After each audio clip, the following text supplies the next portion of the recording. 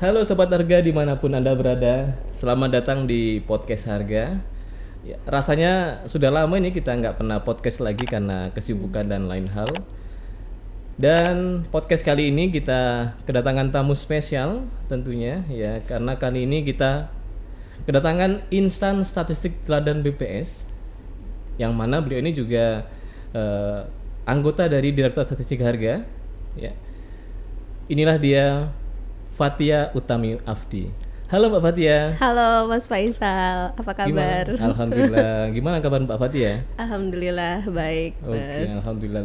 Sepertinya kalau kita lihat Mbak Fathia itu kita selalu ini ya seneng gitu karena wajahnya itu cerah gitu, menawan. Jadi kita itu sebagai rekan kerja itu selalu bersemangat itu ya. Oke. Nah. Iya, podcast kali ini kita akan ngobrol terkait. Jadi waktu itu Mbak Fathia pernah diundang di acara internasional di Swiss, di Jenewa, Swiss, untuk menghadiri meeting expert terkait materi Consumer Price Index gitu ya. Betul Mbak Fathia ya? Mungkin coba diceritakan secara singkat bagaimana awal mulanya Mbak Fathia diundang dalam forum itu gitu. Iya, jadi agendanya itu kan meeting of the group experts on consumer prices index ya Mas ya, bertempat di Geneva, Swiss waktu itu dari tanggal 7 sampai 9 Juni 2023. Nah, jauh-jauh hari sebelum itu di akhir tahun 2022 itu United Nation bersurat ke BPS dan berbagai NSO lainnya tentunya, tidak hanya BPS. Dan juga ada akademisi juga dan bank sentral yang juga diundang. Itu undangannya untuk mengajak berpartisipasi untuk menuliskan paper terkait CPI tentunya ya. Dan itu diminta disubmit ke United Nation dan mereka akan melakukan seleksi siapa yang akan present secara baik oral maupun poster. Dan pada saat itu Pak Windy sebagai direktur yang didisposisi oleh Kepala BPS untuk melanjutkan atau menjawab undangan itu membuat tim di Direktorat Statistik Harga, di mana masing-masing tim itu memiliki topik masing-masing untuk disubmit di UNICE gitu. Oke, tapi tentunya dengan tema yang sama ya di bidang CPI juga atau ya, berbeda-beda topiknya sebenarnya sama CPI tapi ada tema yang berbeda-beda. Waktu itu ada terkait scanner data, digitalization, quality adjustment, kemudian terkait CPI weight. Nah, itu termasuk tema-tema yang disuguhkan oleh UN pada saat itu. Oke. Dan timnya Mbak Fathia itu perlu Bapak Ibu ketahui, jadi sebenarnya Mbak Fathia ini tidak sendiri ya, jadi dibantu oleh teman-temannya. Ada 3 orang dalam menuliskan satu paper ya, betul ya? Iya betul. Papernya ada Mbak Fathia, kemudian ada Mbak Zaradia dan satu lagi Fenanda dari metodologi. Dari metodologi ya. Iya. Ini menarik sekali Bapak Ibu ya. Dan untuk timnya Mbak Fathia akhirnya mengambil tema apa untuk di jurnalnya? Pada saat itu memang ditugaskannya mengambil tema terkait CPI weight. Jadi setelah dapat tema ya kita mengeksplor apa nih yang bisa diangkat dari CPI weight dan bisa di-sharing dan dibuatkan paper kajiannya dan kirim ke UN. Oke, ya. Terkait CPI weight. Berarti terkait bobot ya, bobot IHK ya. Betul. Oke, bobot. Kalau kita ketahui bersama kan bobot IHK ini kan selama ini kan hanya dari survei biaya hidup ya. Betul. Dilakukan updatingnya ya. Nah, dan apa nih yang dibawakan dari Mbak Fathia dari timnya itu terkait bobot IHK-nya? Apakah meriset dari SBH-nya ataukah ada mungkin data source yang lain gitu yang dipakai untuk updating bobot dari SBH itu sendiri gitu ya? Ya, jadi saya jelaskan dikit ya Mas ya. Jadi silakan. sesuai dengan judul research kami, yaitu pemanfaatan data alternatif sebagai proksi untuk mengupdate secara lebih berkala bobot penghitungan IHK.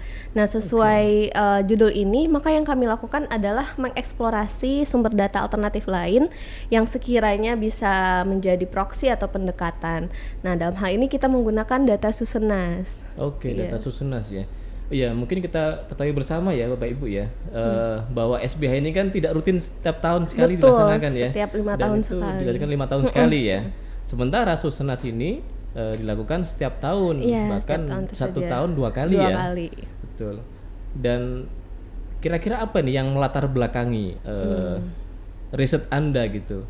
Kenapa kok mengambil data source dari Susenas untuk approaching bobot CPI gitu? Iya, jadi kalau kita berbicara tentang latar belakang, kita kembali lagi ya Mas ke peran dari IHK dan inflasi ini. Oke. Dimana kita tahu indikator-indikator ini memiliki peran yang sangat strategis dalam menentukan perekonomian suatu negara kan ya. Iya.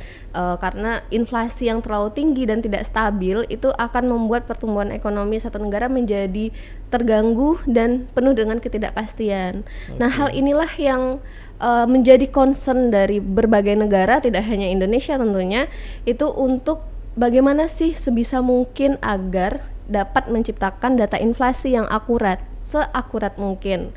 Nah, dengan belajar juga kita dari kondisi yang terjadi pada tahun 2019 sampai 2021, di mana terjadi pandemi yang membuat shock dalam perekonomian, dan kita kondisinya berada dalam 2 SBH terakhir di 2018 dan belum lagi melakukan update. Hal ini kan menyebabkan terjadinya perubahan pola konsumsi masyarakat, itu juga akibat teknologi, tidak hanya oleh shock itu gitu. Terjadi perkembangan barang dan jenis kualitas gitu kan. Sehingga Mungkin yang dulu orang jarang konsumsi masker, terus sekarang iya, banyak sekarang masker sudah ya masker. ketika pandemi melanda gitu ya. Iya, Termasuk hand sanitizer betul. gitu ya. Karena itu ada perubahan pola konsumsi ya, sehingga bobot yang telah ditangkap sebelumnya itu menjadi semakin tidak relevan. Nah, dan bobot ini memiliki peran yang sangat penting dalam penghitungan IHK, bahkan menjadi fondasi yang menentukan kualitas dari data inflasi sendiri gitu. Jika bobotnya tidak relevan lagi, maka data inflasi yang dihasilkan tentu menjadi tidak akurat ya. Oke. Karena itu kita cari alternatif lain, karena tidak mungkin melakukan SBH secara lebih berkala ya, karena biaya yang dibutuhkan lebih banyak, waktu juga dibutuhkan lebih banyak karena setahun penuh gitu, jadi tidak mungkin dilakukan survei biaya hidup secara lebih berkala.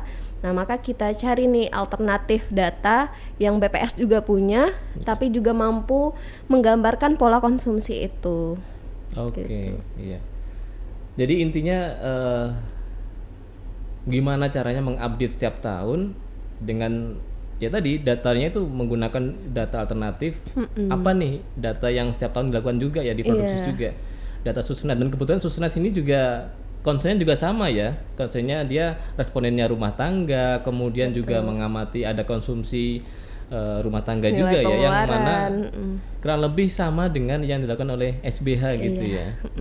Meskipun dengan keterbatasan yang ada ya.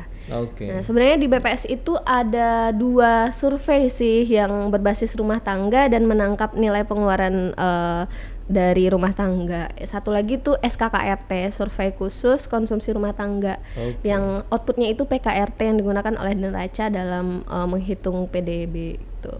Namun perlu menjadi catatan, selain kita mencari survei yang memiliki konteks yang sama gitu, yang sama-sama menangkap pola konsumsi masyarakat, tetapi ada hal penting juga nih, availability.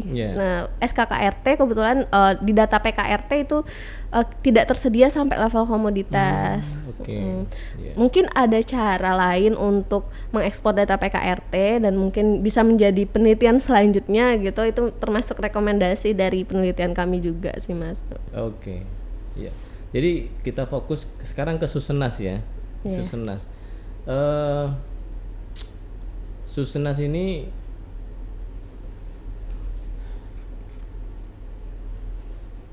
maaf, saya sambil ngeliat nggak apa-apa ya, Bu ya. Karena baru tadi malam nih saya belajar ini untuk menyiapkan pertanyaan-pertanyaan kepada Mbak Fathia ini, karena materinya cukup berat Bapak Ibu, dan mungkin ini sangat penting sekali untuk BPS kedepannya gitu kan, karena ya mungkin dengan harapan seandainya Susenas bisa dilakukan, diimplementasikan di updating bobot IHK gitu, mungkin ya SPH itu nggak perlu lagi gitu ya mungkin ya, atau mungkin masih ada gitu. Oke. berikutnya ini terkait mungkin bisa diceritakan ya secara singkat. Tadi sudah disampaikan ya kalau Susenas itu dipilih ya kan, tadi ada selain Susenas kan ada PKRT gitu ya, dan pada akhirnya Susenas lah yang dipilih sebagai alternatif data source untuk updating bobot IHK begitu ya, indeks harga konsumen gitu. Dan kan selama ini kita sudah melakukan SPH juga. Apakah SPH itu tidak cukup sebenarnya untuk mengupdate bobot gitu, sehingga kita harus perlu juga alternatif yang lain gitu, sehingga perlu Susenas untuk mengupdate juga, atau gimana? Mungkin Mbak Fatia bisa menjelaskan. Iya, jadi sebetulnya kalau kita mengacu pada CPI manual ya, apa yang kita lakukan ini pelaksanaan SBH yang setiap 5 tahun sekali itu masih relevan dengan rekomendasi dalam CPI manual, bahwa untuk mengupdate paket komoditas dan diagram timbang yang digunakan dalam penghitungan IHK itu setidaknya tidak lebih dari 5 tahun gitu. Jadi batasnya 5 tahun, setelah itu sudah tidak ditoleransi gitu, karena sudah menjadi semakin tidak relevan ya. Nah sebenarnya jadi apa yang kita lakukan itu secara aturan masih sesuai dengan aturan internasionalnya. Namun di sini kita berbicara dalam konteks ingin terus meningkatkan kualitas data inflasi. Nah dalam hal ini di mana jika kembali lagi ke pola konsumsi masyarakat tadi ya, walaupun secara manualnya masih ditoleransi untuk mengupdate setiap 5 tahun, tetapi dengan kondisi yang sekarang semakin dinamis, terus betapa besarnya peran dari indikator IHK dan inflasi ini, maka jika kita bisa mengupdate lebih berkala, kenapa tidak gitu, sehingga dapat menghasilkan data inflasi yang lebih akurat. Oke, iya. Menarik sekali ya Bapak Ibu ya. Jadi ini mungkin sebagai terobosan baru kali ya, seandainya ini bisa diimplementasikan, Susenas jadi data alternatif itu untuk mengupdate bobot ketika tidak ada SBH, mungkin seperti itu ya. Jadi kalau di sensus penduduk kan ada, dia dilaksanakan 10 tahun sekali, tapi di pertengahan di antar sensus penduduk juga dilakukan SUPAS ya. Mungkin kurang lebih seperti itu kali ya. Nanti kalau 5 tahun sekali ini ada SBH, namun untuk melihat bobot annualnya setiap tahunnya itu bisa didekati dengan data Susenas. Mungkin kurang lebih seperti itu kali ya.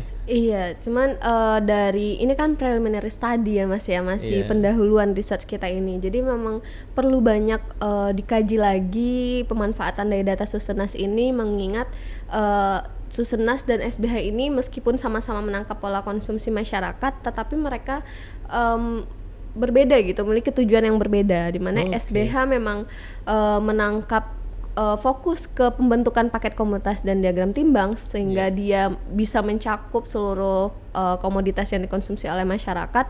Sedangkan Susenas ini kan sebenarnya digunakan untuk welfare index ya, untuk kesejahteraan, sehingga bisa jadi komoditas yang tertangkap di Susenas ini lebih under dibandingkan dengan yang ditangkap melalui SBH. Lebih under itu maksudnya komoditasnya lebih sedikit. Betul. Gitu. Jadi Susenas ini hanya 296 komoditas yang dari 2018 sampai 2021, sedangkan SBH sendiri menangkap 835 komoditas untuk SBH 2018 gitu. Itu yang menjadi keterbatasan di sini, sehingga kita melakukan berbagai proses dan adjustment dalam pengolahannya begitu, Mas.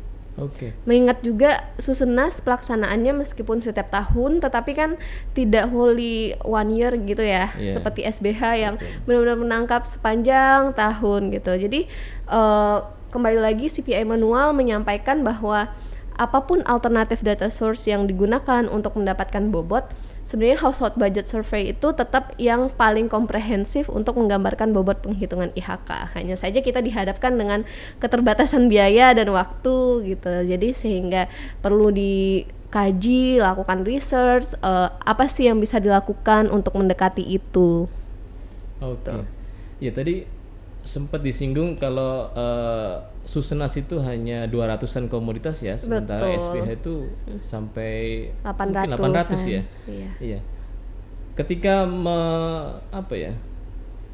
menggunakan data Susenas untuk updating bobot ini, bagaimana perlakuannya? Apakah hanya dipilih 200 komoditas yang sama, di mana Susenas itu ada komoditas A, di SBH-nya juga ada komoditas A juga gitu. Ataukah bagaimana ini? Coba mungkin bisa dijelaskan. Jadi 296 komoditas dalam Susenas ini bentuknya itu gelondongan gitu loh Mas. Jadi klasifikasi yang ada di Susenas dengan SBH itu berbeda. Dapat kita katakan bahwa SBH ini lebih detail, one by one, satu komoditas. Kalau Susenas itu beberapa itu ada yang gelondongan. Jadi kayak satu komoditas itu tertulis tarif cek lab, tarif check up gitu. Dan sedangkan di SBH sendiri itu menjadi komoditas tersendiri. Jadi dari 296 komoditas ini, karena output akhir yang ingin kita capai di penelitian ini adalah IHK, alternatif IHK versi menggunakan bobot Susenas, maka kita membentuk paket komoditas yang sama dengan hasil SBH, yaitu 835 komoditas dari 296 komoditas ini. Sehingga di awal kita lakukan mapping komoditas. Bagaimana 296 komoditas menjadi sebuah paket komoditas baru yang terdiri 835 komoditas. Jadi di bridging tuh. Jadi kayak seperti yang tadi masih gelondongan terus dipecah-pecah gitu ya. Nah, terus kalau pertanyaannya terus NK-nya gitu gimana gitu. Nah, NK-nya itu kita imputasi menggunakan proportionally by data SBH. Jadi kita menggunakan informasi yang ada untuk membentuk paket komoditas baru versi data Susenas gitu. Nah ini berarti menarik sekali ini. Kemarin saya coba lihat paparannya gitu ya, bahwa di situ ada rumus ya, bagaimana mengupdate NK-nya gitu ya. Betul. Jadi ada NK hasil dari updating ini merupakan apa ya? Sebenarnya dimodified maksudnya NK awal itu kan sebenarnya NK komoditas dibagi total NK gitu ya, dikalikan dengan total NK yang dari Susenas begitu ya. Betul. Itu untuk memperoleh NK Susenasnya yang sudah baru gitu ya. Jadi seperti tadi tarif laboratorium sama check up itu kan terpisah di SBH ya. Nah, itu kan masing-masing memiliki proporsi. Nah, di saat di Susenas mereka menjadi gelondongan, nah itu kita pecah menjadi dua komoditas sesuai dengan proporsi dari hasil SBH. Secara proporsional juga ya? Iya, proportionally.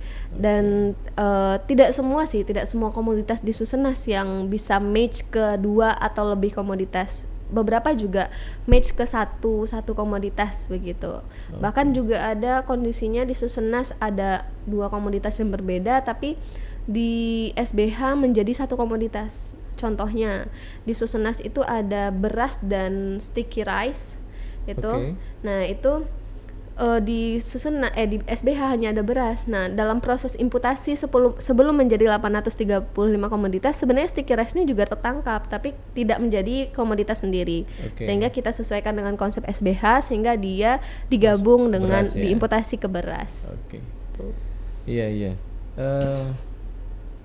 Terkait tadi ya udah dijelaskan terkait mapping, kemudian sudah dijelaskan juga terkait bagaimana menghitung NK-nya gitu ya dengan NK yang sesuai dengan Susenasnya. Kemudian tadi disampaikan juga ada adjustment itu seperti apa yang dilakukan juga di dalam riset ini gitu. Jadi kenapa kita lakukan adjustment? Karena itu perbedaan dari klasifikasi, tujuan dari Susenas dan SBH, sehingga kita tidak bisa semerta-merta menggunakan data dari Susenas ini. Harus ada dilakukan adjustment sehingga mendekati true value-nya. Karena concern kita di sini tidak hanya paket komoditasnya saja yang under nih di Susenas, tetapi nilai konsumsinya juga under, khususnya di non makanan. Sehingga ada proses adjustment yang kita lakukan, termasuk juga adjustment untuk konsep yang berbeda antara Susenas dan SBH. Contohnya di Susenas itu menangkap ada komoditas khusus untuk tembakau. Kalau di SBH tembakau tidak menjadi komoditas sendiri, sehingga tembakau ini kita masukkan ke rokok-rokokan. Nah, kemudian kayak seremonial, pesta-pesta, Terus biaya asuransi itu di Susenas dijadikan komoditas sendiri. Sedangkan kalau di SBH party upacara-upacara itu termasuk bukan konsumsi. Jadi itu dikeluarkan dari paket komoditas. Itu kita sesuaikan yang Susenas dengan SBH. Jadi acuannya itu tetap mengacu pada konsep apa sih yang kita gunakan di SBH. Kemudian biaya asuransi tadi di SBH tidak ada karena yang kita cakup adalah administrasinya saja. Oke. Begitu. Jadi intinya tetap harus dibawa ke konsepnya SPH ya, mau Betul. tidak mau ya, ngikutin Karena manual CPI-nya gitu ya. Betul. Oke, dan yang tadinya di Susenas itu masuk konsumsi, tapi karena di SPH bukan konsumsi, ya harus dikeluarkan gitu ya. Oke. Makanya ada apa tahapan excluding the expected value gitu ya. Iya, betul. Oke. Udah mulai panas, Mas. Ini panasnya dari kemarin ini, udah baca-baca bahan paparannya. Telinga panas ya. Oke, setelah adjustment kemudian kan pasti ada ini dong, apa kayak evaluation gitu ya, dievaluasi gitu hasil dari NK-nya, kemudian sampai dihitung bobotnya gitu. Itu bagaimana Fathia? Jadi tadi kita udah melewati proses mapping atau bridging komoditas, kemudian kita lengkapi nilai konsumsinya sehingga membentuk paket komoditas dan diagram timbang ya dengan menggunakan data Susenas. Maka setelah itu kita lakukan evaluasi. Yeah. Evaluasi yang kita lakukan dengan menghitung nilai korelasi antara Susenas 2018 dengan SBH 2018. Kita korelasikan itu untuk melihat seberapa dekat bobot nilai konsumsi yang dihasilkan dari Susenas dengan SBH. Oke. Sebetulnya tidak Tapi hanya Susenas yang sudah di adjust tadi itu ya. Di-adjust, dibentuk paket Oke. komoditas dan diagram timbangnya itu kita bandingkan dengan SBH 2018. Dan tambahannya kita tidak hanya membandingkan yang Susenas 2018 dengan SBH 2018, tetapi juga SBH 2018 dengan Susenas 2019, 2020, 2021 untuk melihat ada pola nggak sih di sana gitu. Oke. Dan Susenas ini kan setahun 2 kali ya. Ini Betul. Susenas yang apa, yang September atau Ini yang yang Maret? Maret. Yang Maret. yang besarnya ya. Iya, yang Maret yang sampai ke level kabupaten kota ya. Iya, kabupaten Oke. Kalau kota. September itu kan hanya sampai level provinsi, Iya, betul ya. betul. Oke. Jadi hanya di bulan Maret. Kemudian di tahun 2020-nya kan ada pandemi ya. Itu juga ini juga dikorelasikan juga. Betul, dievaluasi kita korelasikan masih dengan terlihat sama gitu polanya dengan SPH juga. SBH 2018 itu untuk mencerminkan si SBH 2018 kalau dilihat ke kondisi 2020 yang diwakili oleh data Susenas gimana sih gitu. Yeah. Kita bandingkan juga tuh antara 2018 dengan 2018-nya, terus di saat 2018 dibandingkan dengan tahun lain, gimana sih korelasinya, masih sama-sama kuat atau lebih kuat atau gimana gitu. Yeah. Nanti ada sih di hasil kita.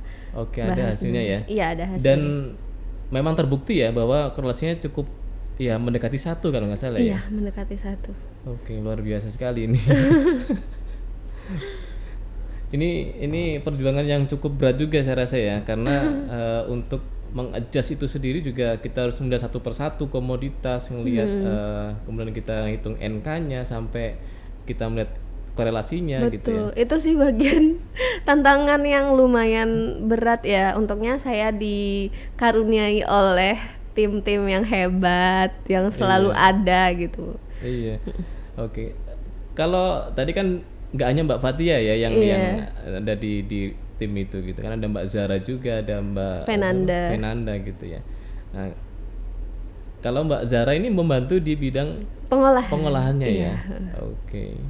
Kemudian Mbak Fenanda sama pengolahan juga. Iya. Okay. Dalam penulisan juga mereka juga berkontribusi dalam membantu penulisan. Iya. Intinya kita kerja bareng deh pokoknya. Iya. Luar biasa. Oke, tadi kan sempat dievaluasi dengan menghitung korelasinya gitu ya. Selain korelasi, apa lagi yang digunakan untuk mengevaluasi?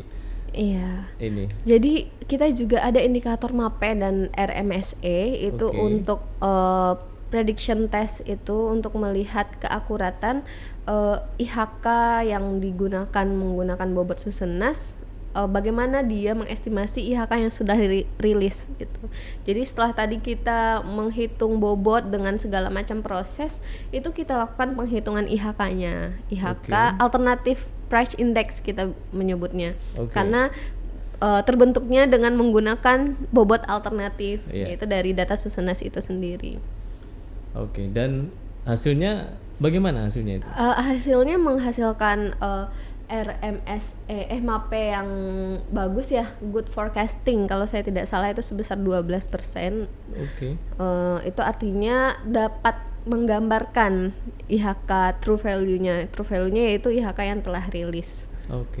Dan mungkin nanti bisa dilihat juga di layar ya. Nanti dikatakan MAP yang bagus itu seperti apa sih? Ada ini ya kriterianya ya, di bawah 10%. Di bawah 10%. Itu 10 termasuk MAP yang kurang sangat ya. Bagus. Yang sangat bagus ya. Highly accurate ya. Dan kalau di atas 50% justru itu yang inaccurate forecasting ya. Betul. Udah baca ya, Mas? Sudah dong. Dan tadi kan sudah disampaikan juga ada RMSE gitu ya, dan MAP juga. Kemudian kan pasti dibandingkan dong antara ini ya. Tadi kan tujuan kita kan menghitung bobot ya. Nah, bobot SBH rilis yang sudah dirilis di tahun 2018 pastinya dibandingkan dengan yang bobot yang dihitung dari Susenas ya. Betul. Nah, itu bagaimana tuh komposisinya gitu di dalamnya? Ini ya Mas ya, kita coba tampilkan saja ya. Silakan. Di sini kan dapat dilihat ya bahwa dari perbandingan antara hasil SBH 2018 yang tentunya ini yang official release ya, dengan Susenas 2018 hasil dari research kita, itu terlihat memang angkanya cukup berbeda, tetapi polanya nih mirip-mirip Mas, komposisinya mirip, dimana di sini kita lihat bahwa kelompok dengan bobot tertinggi itu ada di kelompok makanan, minuman, dan tembakau. Yaitu sama-sama di atas 20-an persen, di atas 25%. Kemudian kelompok kedua yang tertinggi itu diikuti oleh kelompok perumahan, air, listrik, dan gas rumah tangga. Dan yang ketiga kalau saya tidak salah itu yang transportasi ya. Iya, transportasi yang warna hijau itu ya. Iya, yang warna hijau. Jadi di sini memang dari segi angka tentu tidak mungkin mirip ya, tidak mungkin sama.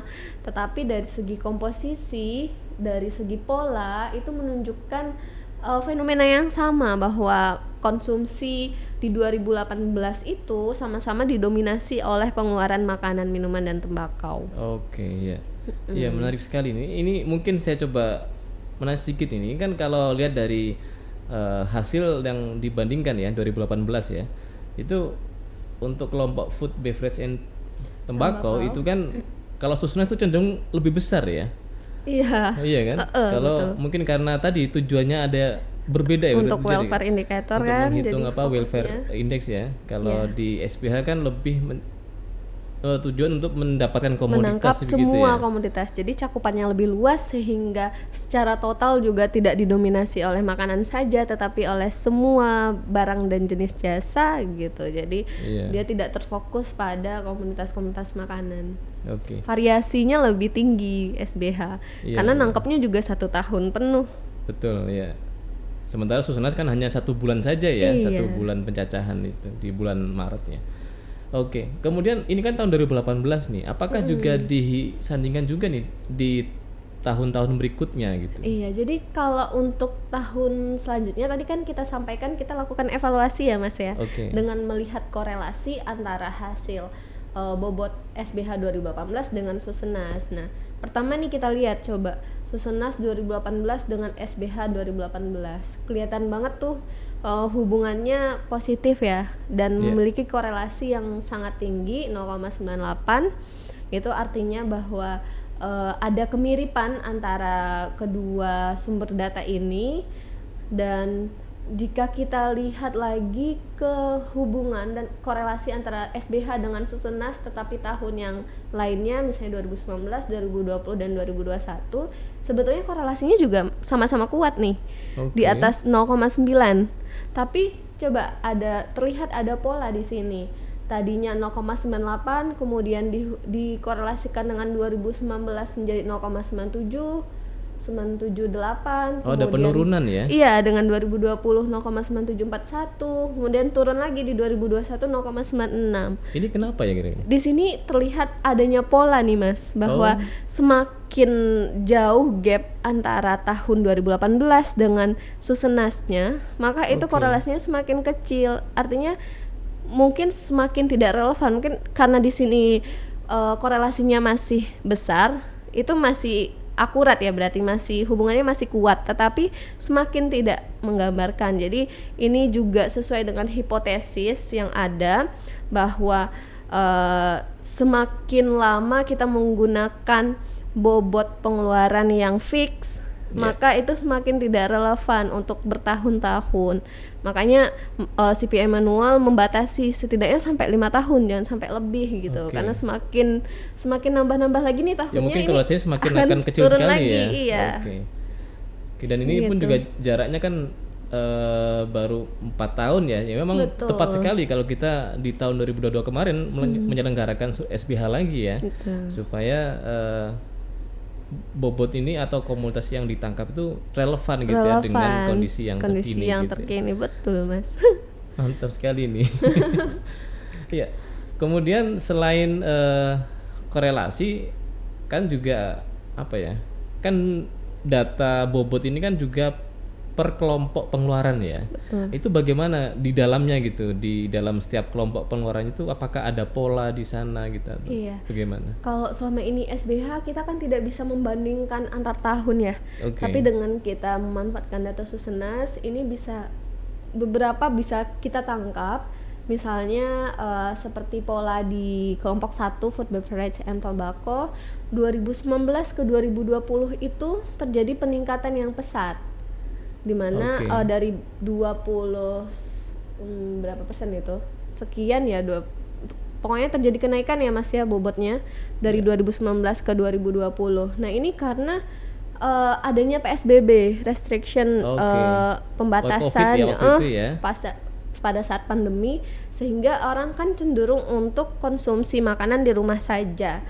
Dan coba kita lihat di penyedia layanan makanan minum di kelompok banyak yang ditutup ya, sehingga iya banyak tutup. Apakah terjadi penurunan? Kita lihat di grafik kanan bawah itu dari dua grafik kedua dari kanan. Food and beverage services or restoran itu kan dari 2019 ke 2020 ke 2021 terus menurun ya, karena masih di masa restriction PSBB, sehingga bobot untuk konsumsi pada kelompok itu semakin menurun.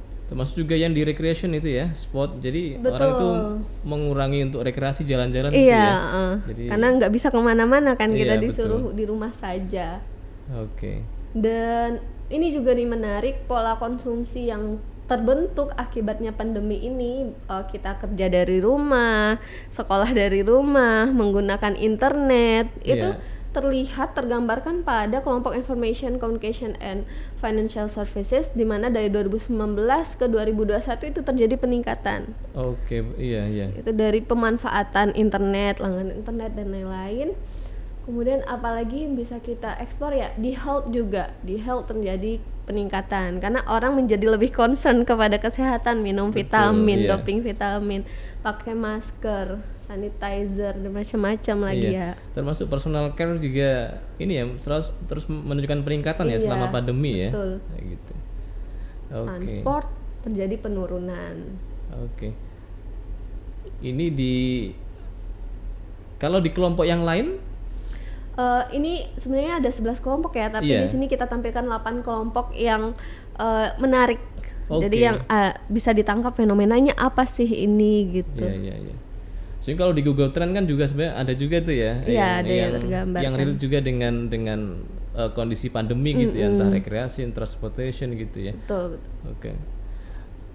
Oke, kemudian tadi sudah membandingkan di dalam kelompoknya ya, maksudnya dilihat setiap tahunnya, setiap kelompoknya itu apakah ada naik atau turunnya itu. Sekarang kita lihat nih bagaimana bobot Susenas itu bisa menjadi alternatif dari indikator harga ini. Iya. Nah, di sini kita tampilkan juga perbandingan antara CPI yang sudah rilis dengan Susunas Price Index atau Alternative Price Index. Yeah. Yang kuning itu Alternative Price Index-nya, yang hijau ya. Di sana kok hijau?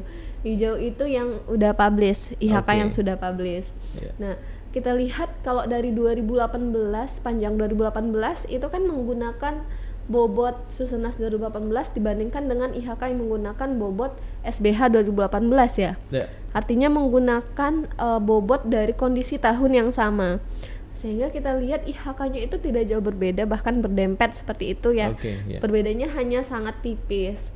Nah, itu artinya bahwa Susunas ini sepertinya berpotensi untuk mengestimasi true value dari bobot yang dihasilkan dari SBH 2018 menjadi digunakan dalam penghitungan IHK. Terlihat dari itu mereka tumpang tindih di tahun 2018. Namun kemudian kita lihat di tahun 2020 di ini menarik nih, tahunnya di itu semenjak awal pandemi itu iya, itu agak gap bergeser, ada gap di sana. Termasuk di 2021 karena juga masih ada efek pandemi ya. Di sini ada selisih di sana yang berbeda dari tahun 2018 yang memang sangat mirip sekali gitu. Ini ya menunjukkan bahwa mungkin ada shock yang terjadi sepanjang tahun itu sehingga bobot yang digunakan di 2018 itu agak sedikit bergeser, terjadi perubahan pola konsumsi. Oke. Dan ini menunjukkan kalau dilihat kan Alternative Price Index-nya kan di atas angka yang publish CPI-nya ya. Iya. Kayak gitu ya. Nah, ini kita kita evaluasi lagi dengan MAPE dan RMSE-nya. Di sini diperoleh sekitar 12% untuk expenditure-nya dan untuk IHK-nya 0,3%. Artinya ini masih di batas good dan very good forecasting. Oke.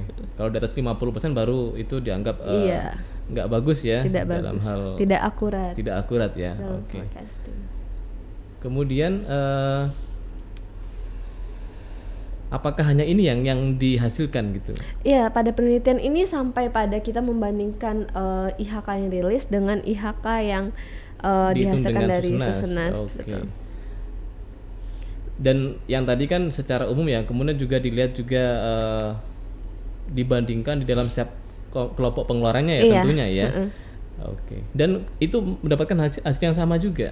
Iya, jadi di tahun 2018-nya sebagian besar itu mirip-mirip, tetapi 2022 untuk beberapa kelompok itu terjadi pergeseran atau selisih antara kedua IHK. Yang kurang lebih sama seperti yang tadi sama dengan yang tadi umum ya? Betul. Oke.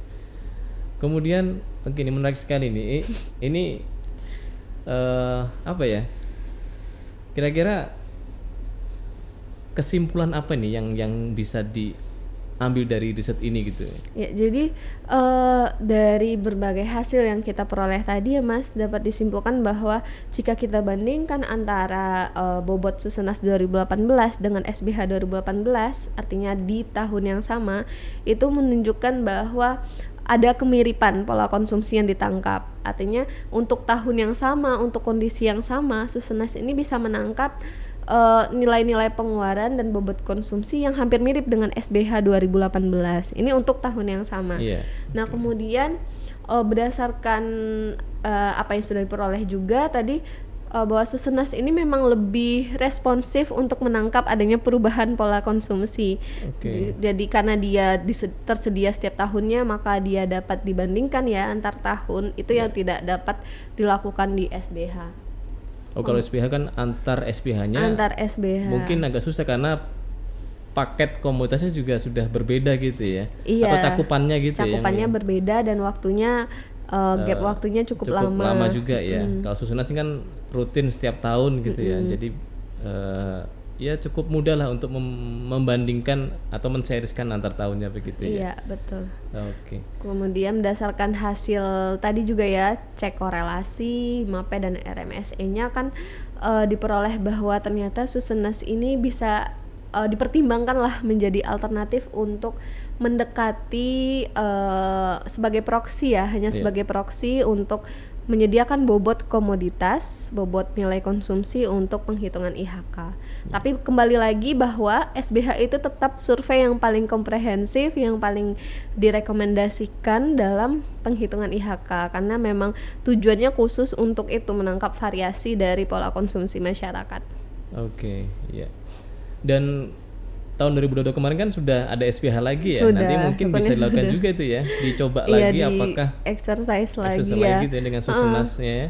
Iya, itu juga iya betul Mas. Jadi karena kita baru membandingkan dengan SBH 2018 Betul, ya, ya. harusnya lebih panjang lagi, termasuk susunas yang sebelumnya Susunas 2012 dengan SBH 2012 harusnya Iya. dengan histori yang lebih banyak sehingga mengumpulkan empiris yang lebih banyak lagi gitu. Iya, itu nanti semakin terlihat polanya seperti apakah ada pola betul. gitu ya. Karena masih kurang kalau kita lihat dari Betul. satu periode aja kan. Iya. Benar. Oke. Ya, mungkin itu bisa menjadi catatan untuk future research. Mungkin Zara ingin melanjutkan atau Mas Faisal tertarik dengan penelitian ini. Ya, atau mungkin teman-teman harga Iya, atau betul. yang sobat-sobat harga di manapun Anda berada ya, yang tertarik dengan riset ini bisa nih untuk koordinasi gitu ya. Iya, Coba bisa nanya ke banget. Mbak Fatia gitu ya. Iya. Nitip Barangkali. juga sih, mungkin bisa mengkaji tidak hanya dari data Susenas, karena seperti yang disampaikan tadi Susenas masih banyak keterbatasan Betul ya. keterbatasan dan kekurangan. Bukan kekurangan, artinya karena tujuan yang berbeda, cakupan yang berbeda, sehingga perlu lebih dalam lagi dieksplor metode yang pas gitu. Dan kita juga bisa mengeksplor dari sumber data lain seperti PKRT.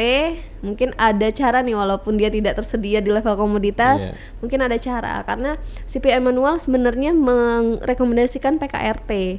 Oh gitu. Dan beberapa negara yang tersedia datanya mereka melakukan itu. Dan satu lagi, scanner data juga bisa dimanfaatkan sebagai alternatif data untuk memperoleh bobot. Oke.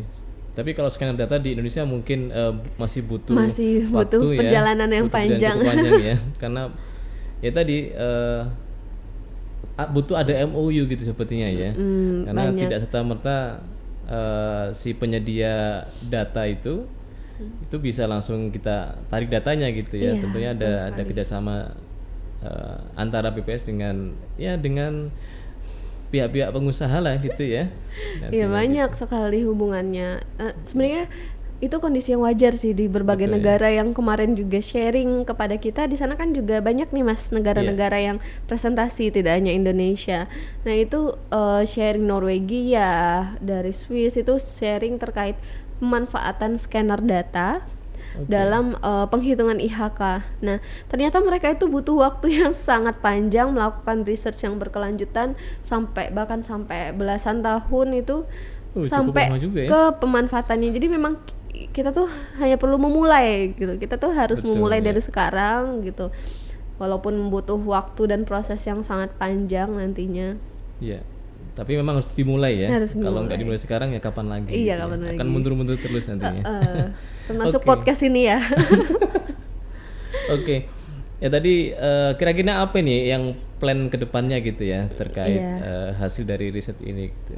Plan kedepannya ya sebenarnya kita ya itu tadi melakukan penelitian lanjutan ya. Semoga tidak berhenti sampai di sini. Ada lanjutannya. Mungkin Zara nanti yang sangat berpotensi di sini ya untuk Zara atau siapapun bisa untuk melanjutkan penelitian ini dengan mengeksplorasi dari sumber data lain tadi seperti PKRT, dan kalau memungkinkan memulai juga dalam hal scanner data. Kemudian ini sih Mas, penelitian ini kan langsung bergerak dari level nasional. Nah, semoga penelitian selanjutnya bisa dari level kota. Jadi penghitungannya itu di level kota, dilakukan di seluruh cakupan kota. Nah, itu butuh waktu yang banyak ya, karena perlu adjustment di masing-masing paket komoditas kota.